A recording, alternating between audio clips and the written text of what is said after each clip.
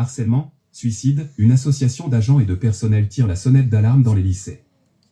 Une plainte vient d'être déposée par le fils d'une agente en poste à Nogent-sur-Marne, Val-de-Marne, et qui s'était suicidée en 2023.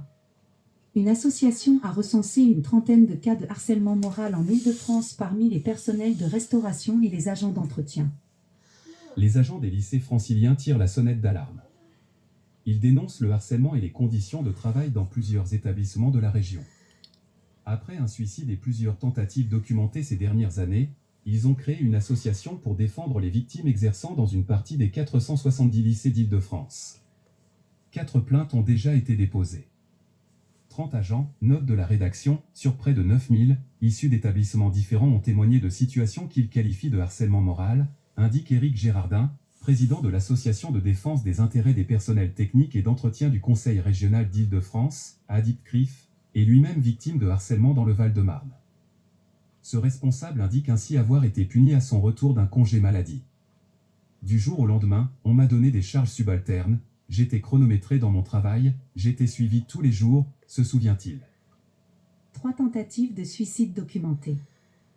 Ailleurs, ce sont des affectations arbitraires, une surcharge de travail, des assignations à des tâches sans formation adaptée, etc., que subiraient ces petites mains, qui exercent dans des métiers aussi divers que la cantine, la logistique ou le ménage. Toutes sont placées sous la responsabilité directe d'un cadre, employé de la région, puis, à l'échelon supérieur, d'un secrétaire général ou du gestionnaire de lycée, employé par le ministère de l'Éducation nationale.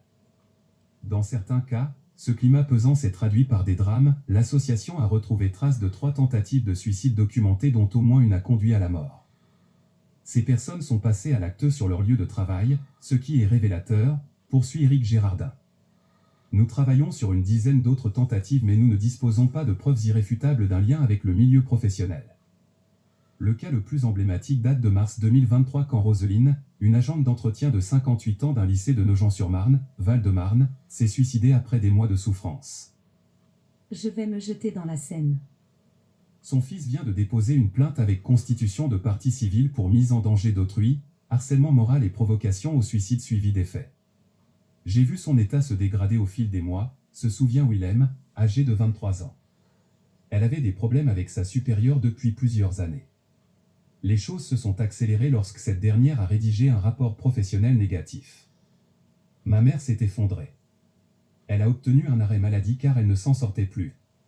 Un jour, cette même responsable l'a appelée pendant son arrêt. Elles ont parlé. Quand ma mère a raccroché, elle a hurlé, pleuré.